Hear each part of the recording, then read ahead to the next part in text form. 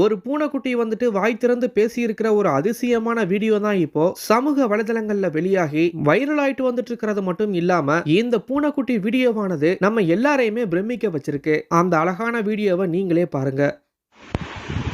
அ ஆ இ ஈ உ ஊ ஏ ஏ ஐ ஓ ஓ ஔ அக்